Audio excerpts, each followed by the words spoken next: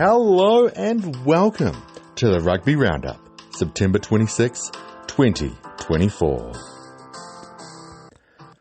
I'm Big Mike here at Big Mike Sports. Let's get into the rugby. But first, as always, friendly reminder to everyone, if you'd like me to talk about any games, any competitions, anything rugby related, let me know on the socials. We're on Instagram at Big Mike Sport NZ and on YouTube at Big Mike Sports. Now let's get to the roundup. We're going to start an international men's rugby with the Rugby Championship from last weekend. Let's start with the game I went to in Sydney Stadium, Australia, the Bledisloe Cup, New Zealand versus Australia. This one ended up All Blacks 31, the Wallabies 28.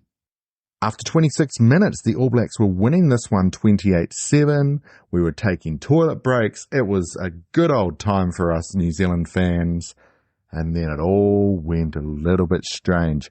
All Blacks last scored at the 46-minute mark with a penalty, their only points in the second half. Australia scoring 14 in each, 2 converted tries each half. 2 yellow cards at the same time to the All Blacks meant that Australia were up 15-13 in terms of men. This was a very strange game, an intriguing game to watch, a little bit nerve-wracking towards the end. Yeah, big difference in this one was a single penalty kick. For any neutral fans out there, this one would have been quite fun to watch. And speaking of neutral fans, the other Rugby Championship game was another 80-minute belter. Argentina taking on South Africa in Santiago. The Pumas beating the Springboks 29-18. It was 26-22 to Argentina at half time, meaning that the second half was 1 penalty to 2. With about a minute left, South Africa missed a penalty. Unfortunately, online, Mani Labok is getting ripped to shreds for this missed kick. Everyone's allowed to miss a kick. Stop being so precious. Arguably, out of the two, this game was more fun to watch. Big difference in this one was the gas. The Argentinians just had a little bit more in the tank towards the end of this game. Some people, again online, saying, well, South Africa didn't send all their heavyweights to this game. Well, now, the Springboks have to make sure that Argentina do not get a bonus point victory against them this week, because if they do, Argentina wins what looked like an unlosable rugby championship for the Springboks. Now let's get to the finals of the Pacific Nations Cup taking place in Osaka, Japan. In the third place game, with 3 minutes left, it was USA 13, Samoa 13, Milani Nanai scoring a try in the 78th minute, Samoa taking this one 18-13, third place Samoa, fourth place USA. In the final, Japan versus Fiji, Cherry Blossoms versus the Flying Fijians. After 55 minutes, it was 10 apiece with 25 minutes left. This one was getting tense. And then all of a sudden, Fiji scored 31 unanswered points. Final in this one, Fiji 41, Japan 17. Fiji, your Pacific Nations Cup champions for 2024, defending their crown from last year. Also what this means in all of the crossover finals, the Pacific Nations teams defeated Japan, USA and Canada. In women's internationals in the last week of warm-ups before the WXV starts this weekend, South Africa defeated Spain 36-19. Netherlands defeated a Fiji 15 12-10, and Wales defeated Australia 31-24.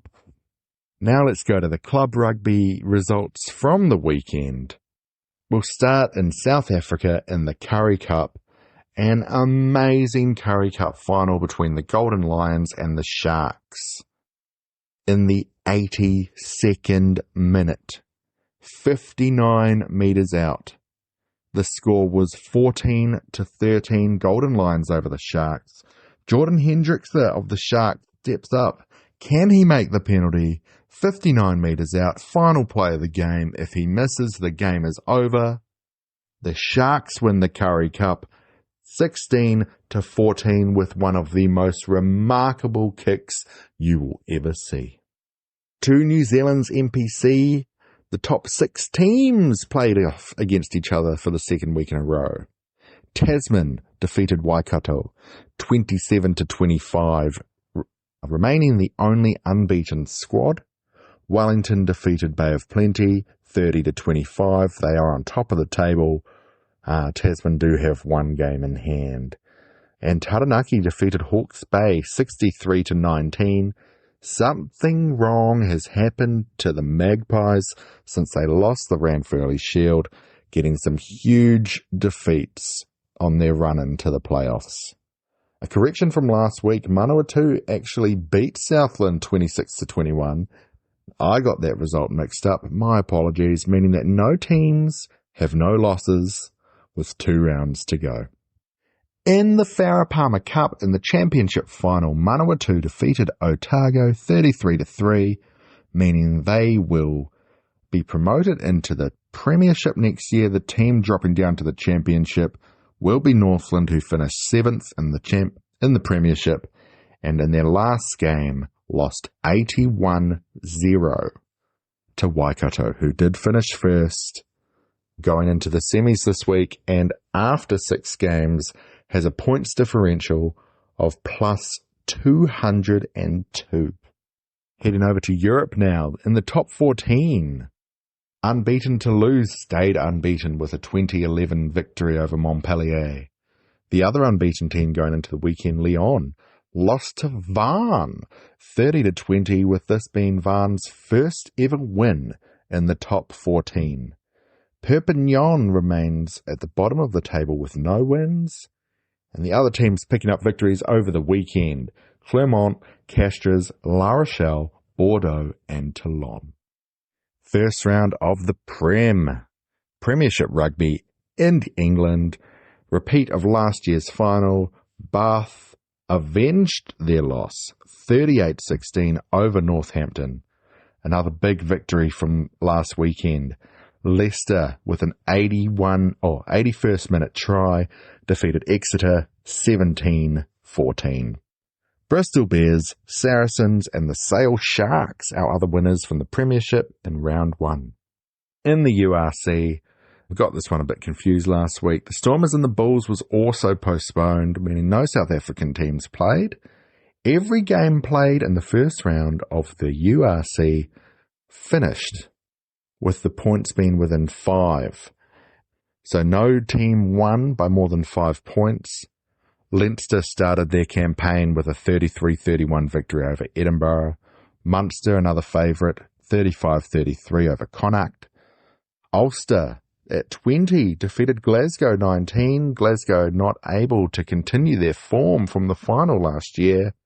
Dragons and Cardiff also got wins representing Wales. And Scarlet and Benetton had a 20-all draw. Couple of RE Super Cup results. Netherlands Delta defeated the Romanian Wolves 37-36. The Brussels Devils 39 over the Bohemian Warriors 15. And Black Lion from Georgia 38-14 over Lusitanos, continuing their dominance in the RE Super Cup. Now our fun fact of the week is going to be all about Los Pumas.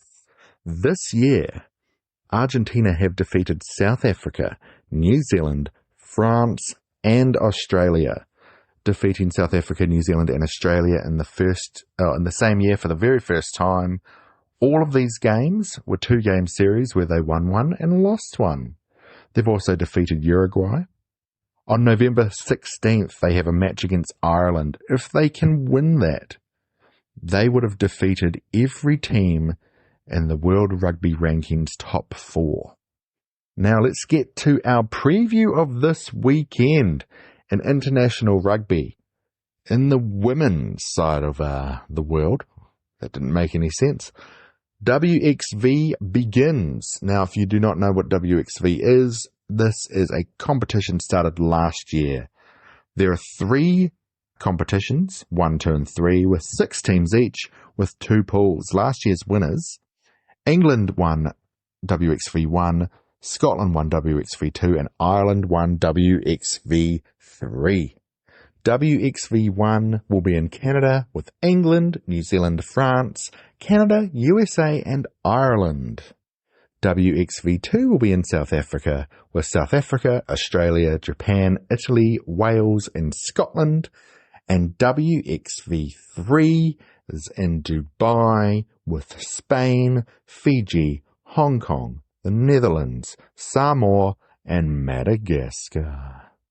In men's internationals, the last internationals for a few weeks, in Wellington in the last round of the Rugby Championship, New Zealand versus Australia. Not much to play for in this one other than pride. The Bledisloe is all wrapped up for New Zealand. Neither of these teams can win the Rugby Championship. As we've spoken on an earlier podcast, Wellington is a bit of a hoodoo stadium for the All Blacks. Could this be when the Wallabies get their first victory in New Zealand since 2001? It'll be interesting to see which teams are named, if there are any changes made to the All Blacks, and how Australia can capitalise on their momentum from last week's second half. Now, in South Africa, Springboks versus Argentina. The equation is simple. If South Africa win, they are Rugby Championship champions. If there is a draw, if South Africa get any sort of losing bonus point, they will be the champions. Argentina need a bonus point victory with no bonus points to South Africa to claim the title, as they will have 2 victories over the Springboks. This one is our biggie. Now to club rugby. The NPC in New Zealand has 2 rounds left. Every team in the top 6 will be playing against other teams. There will be a Ranfurly Shield game next Wednesday as Tasman defend against Auckland in Auckland's second challenge of the Ranfurly Shield in 14 years. In the Farah Palmer Cup, the Premiership semi-finals, Counties versus Canterbury, which in round 1 went 47-24 to Counties. Waikato versus Auckland. When they played earlier in the season in round 4, it was 65-21 to Waikato. In the top 14, unbeaten Toulouse take on second place Bordeaux. And Perpignan, who have not had a victory, take on Clermont, who are 2 wins and 1 loss. In the Premiership, unbeaten team Saracen takes on Sale, and Leicester take on Bath. And in the URC, big games this week. The Sharks, who are just coming off their Currie Cup victory, will be taking on Connacht. Leinster versus Dragons, 2 unbeaten teams. And the Lions, coming off their final loss, wanting to get a bit of momentum going, start their campaign against Ulster. Our big 3 games this weekend, if you've only got time to watch one, follow one, or, look at one, make sure it's one of these 3. Rugby Championship, last game, Springboks versus Argentina. It's all on the line in this one. WXV1, the big game this weekend, Canada versus France, 3rd and 4th in the world, the hosts, seeing if they can start their competition hot. And in the NPC in New Zealand, let's put it on that Ranfurly Shield game between Tasman and Auckland. Wow, what a roundup! As always, my friends, thank you so very, very much for joining me on the Roundup. Have a beautiful week and watch some beautiful rugby.